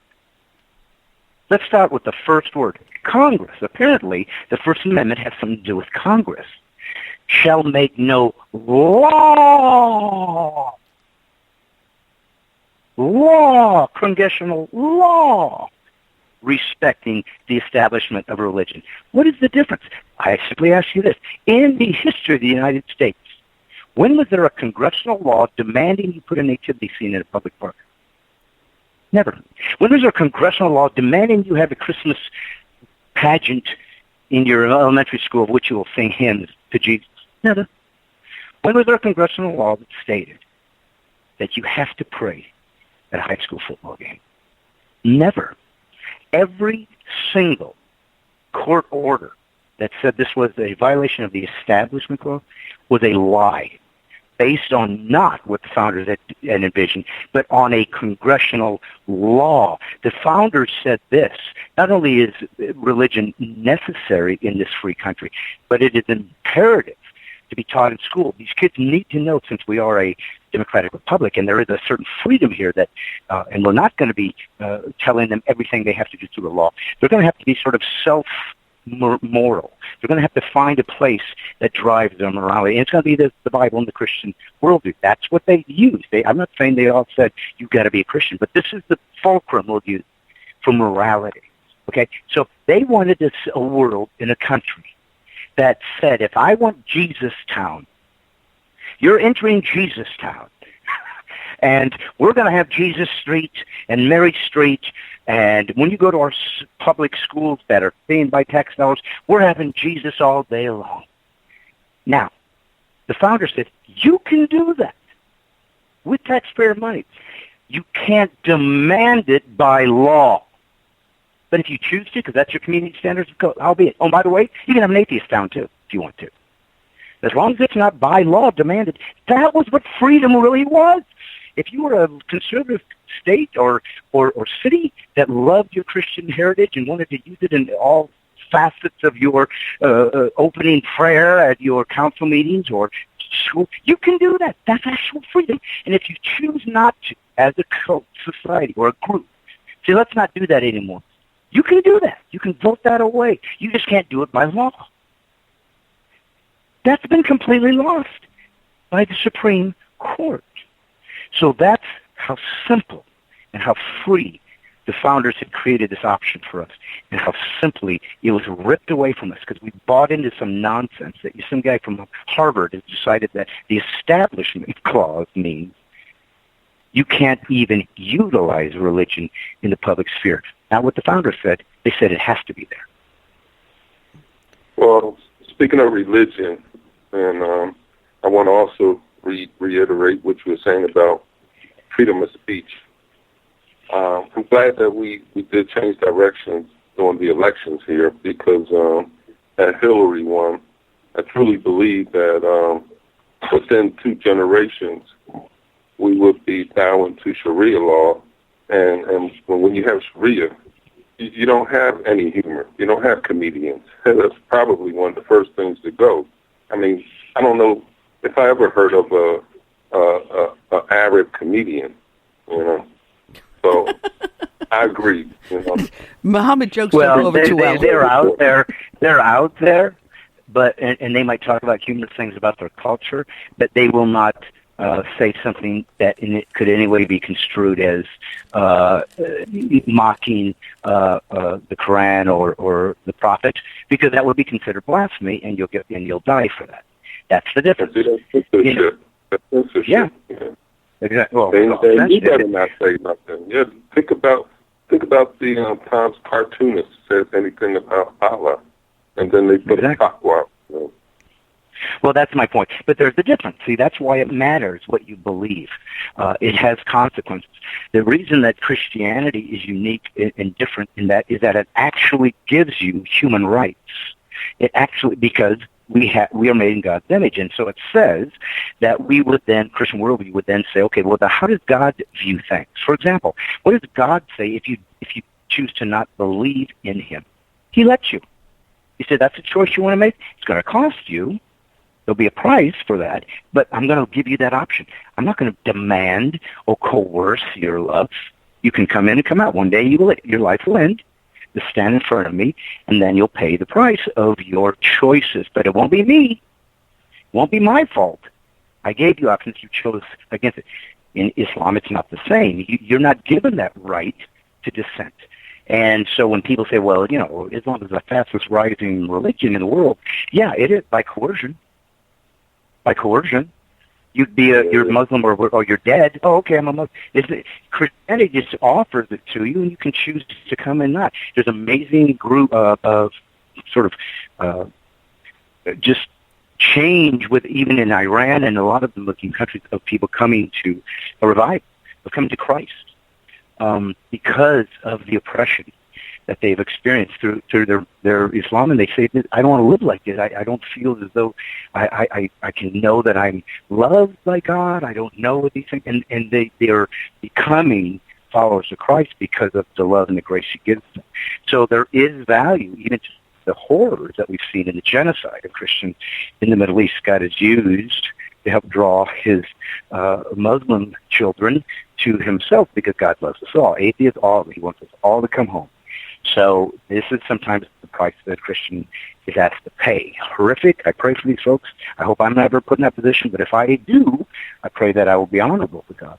And if I'm dying to save somebody else, hey, I'm already good. I'm going to heaven. I'm in good shape. I hope I can help somebody along the way.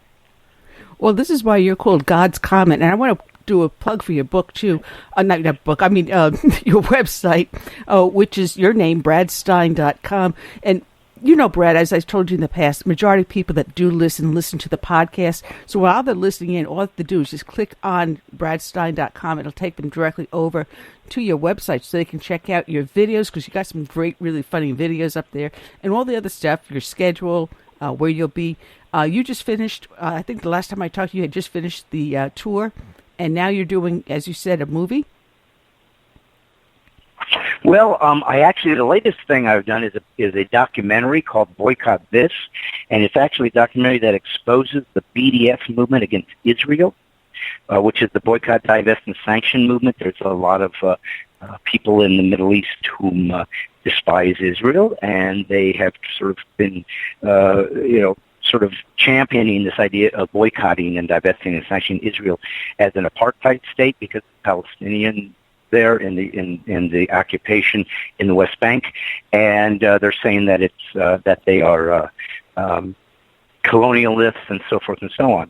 And of course, Israel has been in that area for from the Old Testament, for crying out loud, and their claim, I think, supersedes pretty much everybody else's. I mean, Islam didn't even exist till 600 years after Christianity started.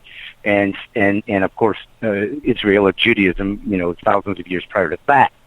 So I wanted to, as a Christian, as a Christ follower, wanted to defend Israel and the Jewish people from the anti-Semitism that constantly crops up to these people. And so we interviewed numerous folks throughout Los Angeles, from Dennis Prager to Jack Hayford, Evan Sayek, the comic, to New York. We interviewed Jackie Mason and Alan Dershowitz. And then we went to Israel and interviewed numerous Palestinians and Israelis there about how they all live in harmony, how much the Palestinians want to live in Israel instead of some of the Muslim countries. It's safer for them. It's more profitable. So it's really sort of a documentary, a humorous, that sort of shows the ludicrousy and the anti-Semitism, which, by the way, is on many campuses now throughout this nation and the world. Anti-Semitism always raising up its head for some reason against these folks. So that was my latest, called Boycott This. And if you just sort of go to my website or just keep your eyes open, we're hoping to get in some theaters here maybe in the beginning of the year in college areas, because it's really designed for millennials and younger evangelicals who don't know about God's sort of edict to defend Israel. And so we're trying to bring it to them.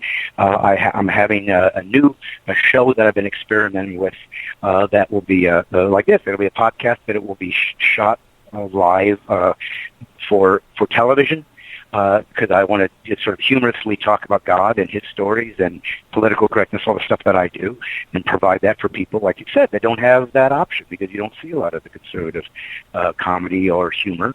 And then I'm hoping to film my new comedy album maybe this year or the end or beginning next year, so I can have that out. And then I have a brand new project that I'm hoping to film called The God Experience, that was designed to show the proofs of God throughout our lives for those who are skeptical or have been influenced by the New Atheists, that God is real and he reveals himself to us. And it uses sleight of hand and just optical illusions. I mean, it's a very unique, almost hybrid of TED Talk meets Rabbi Zacharias meets David Copperfield. So it's kind of a crazy new thing I'm doing. Yeah. But so I'm always sort of involved in that. My purpose, my ministry is becoming more and more clear to me. That God has used me as a communicator, a humorous communicator, which is the gift he gave me, to tell this story through these unique ways. I mean, from acting to documentarian host to, podcast television host to author to, comic. So there's just unique different ways that God has eclectically brought interest to me to tell his story, and that's what I'm trying to do, is do it in these artistic ways, which to me are the sort of the last bastion for where people are getting information and respecting this type of information is through the arts. That's what, done more influence of America in the last 20 years is television and film and music than any politician or theologian combined. So I'm trying to be part of that experience. But if you go to badsign.com, you can find anything new I'm up to. Well, it's funny because when you think about Hollywood, there was a point in time in the 30s, 40s, and 50s where they weren't afraid to make a religious themed movie. And that kind of like got turned on its head in the 60s where it became uncool to be Christian. In the 60s, 70s, 80s. And then when Ronald Reagan came into office, all of a sudden it was cool to be Christian again. And then we went back down the slope. And I think what I'm seeing personally in my neighborhood, and as I talk to people, I'm seeing the reversal. I think these 8 years of Obama have just disgusted so many people. They have nowhere else to turn but back to God. And I was talking to some friends of mine that are missionaries. Well, they go on missionary trips, and the last one was to China. And as I understand, China is one of the fastest growing Christian community out there. They say it's an explosion. Yeah. And I get World Magazine, which is one of the oldest Christian magazines still in publication, and they're talking about how in Germany these Middle Eastern refugees that are coming in that are originally Muslim have either converted quietly before becoming refugee or have converted after they went to Germany. And Germany, seeing where the churches in the last decade were going down, are now starting to explode again with converts. So the word is getting out there, and it's people like you that are doing it. Yeah. And it's great. Well, I mean, I'm just a little piece of the puzzle like we all are. I mean, as long as we all just do what we're supposed to do, you can get somewhere. God can do his work because he's going to use different people with different points of view, different flavors, different DNA, to tell the story. And I'm just one piece of that puzzle. I'm a unique piece for sure. Like a comedy is not typical or whatever, and so that's fun. And maybe it's a very sort of refreshing way to hear that story, but it's not more important than you on radio or somebody in a political framework. I mean, the soon-to-be vice president is a full-blown committed evangelical Christian. So they are all around, and they should be. They should be there to influence culture in a loving way, in a respectful way, not like we were given, not like what came to us through the progressivism, which destroys that which you disagree with. But we have to love and dignify folks with the hope that they'll see that there is a better way to see life. And even if you don't agree with this, if you really believe in America and the beauty and the amazing accomplishments of this greatest nation the world has ever known, you need to respect and dignify all points of view. Not just say you do. Not just talk about your tolerance and anti-bigotry, but actually live it, because as the Bible says, you will be known by your fruit. And that's what we're looking for. Oh, that's truth. It's funny because I had a minister on, and we were discussing Donald Trump, and he was anti-Trump, never Trump individual. And he said, I don't believe God sent Donald Trump. And I said, how can you possibly know that? How can you know what God's will is?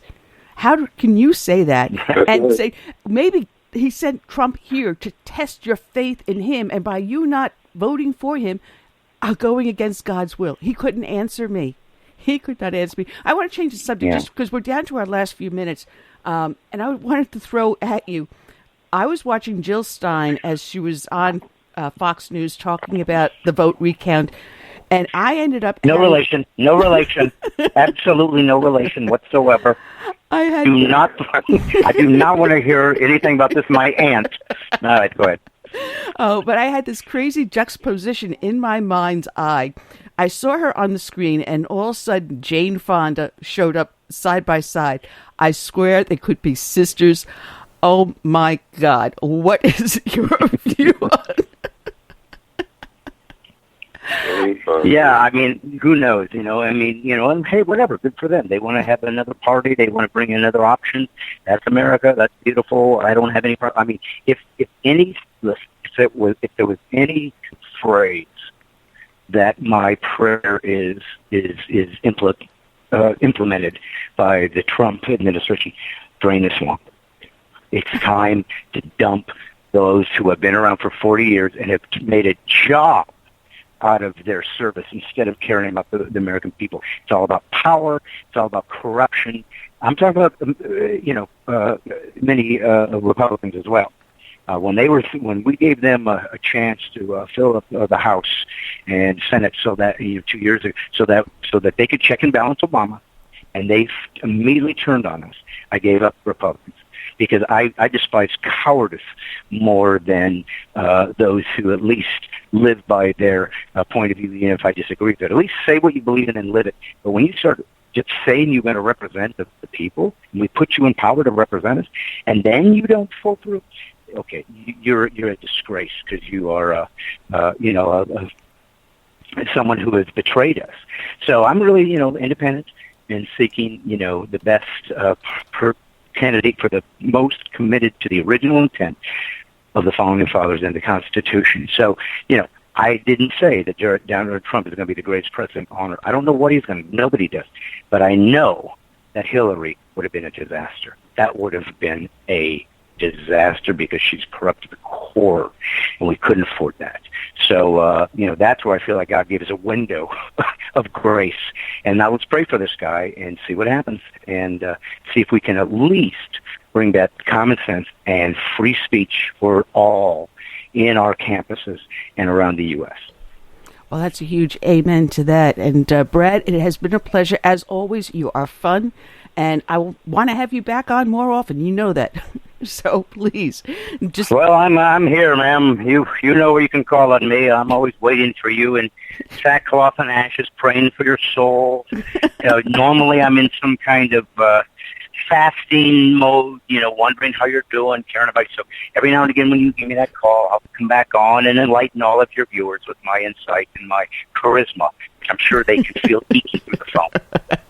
Well, your website is your name, Brad Stein, not related to Jill. .com. So now you get a new website. That's right.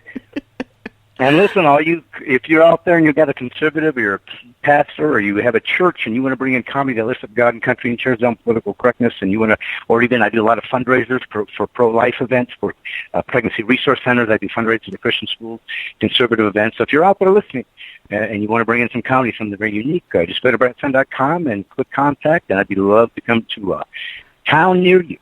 Yeah, matter of fact, I have you written down to contact my rector. We have a brand new rector, so he's got to get his feet wet before I throw you at him. So let him settle in. Yeah, you better give the guy a chance before you throw me in it, because the guy will lose. He'll lose his rectorship about as quick as he gets there if you throw me in too quickly. But yeah, I'd love to do that. I'd love to get out there and I'd love to get on New England area. I never get into those areas. And boy, do those people love me when I'm there. They never hear comments in the light. So I'd love to get back in there and focus more if I could. So anybody out there listening, bring me in. Let's go do some damage for the kingdom and lift up God's country. Well, thank you. All right. God bless, Brad. You have a great night. Yeah, Take care. you too. All right. You too, and have a great Christmas season. Bye, guys. Sing. All right, Brad Stein. Check out his website, bradstein.com. Curtis, we're down to our last few minutes, and I can't even remember who we got on Tuesday. We've got the editor of American Heritage. American Heritage Magazine is going to be with us, the editor there, a founder and editor. And the following week, we're going to have Major Dave Getz with us. And your friend Mike Hill will be joining us later on this month. So we will be back here Friday, same bat time, same bat station.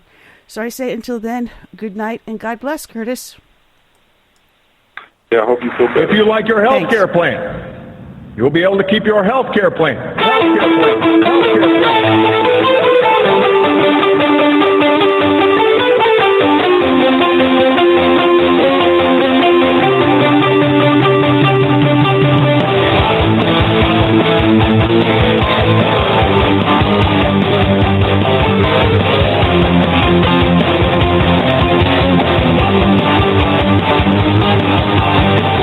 Let me tell you how it's gonna work, kid. You work hard like your parents both did. Everything you earn by breaking your back, we're gonna redistribute when we make our pay tax. Hey, take it down, don't be a jerk, 'cause none deserve it better than the ones who won't work. We're gonna blow away what I hope for this boat.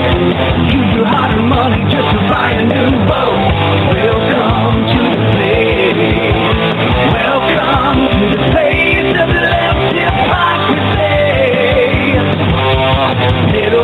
justice for you and me. Oh, welcome to the face. Welcome to the face of the new democracy. Here in the land of the not so free. Party not restrictions, cause it's for our own cause. We got a pen and telephone to bypass all your laws. Political correctness will replace the Bill of Rights. Support religious freedom, bless you, praise Jesus Christ. The presence in our pockets, cause there's no longer free. You cannot make a move without the NSAPD. Don't expect equality, respect for fair play. The IRS will target those who vote the wrong way. Welcome to the stage. Welcome to the stage. 90 seconds. It'll be counted for you and me. Oh, welcome to the face. Welcome to the face of the new democracy. Here in the land of the not so free. Oh, oh, oh, oh.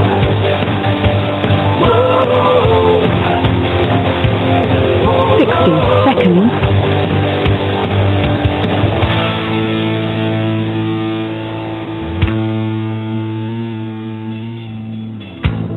This is the most transparent administration in history. Not even a smidgen of corruption. Fact is, we had 4 dead Americans. What difference at this point does it make? If you got a business, you didn't build that.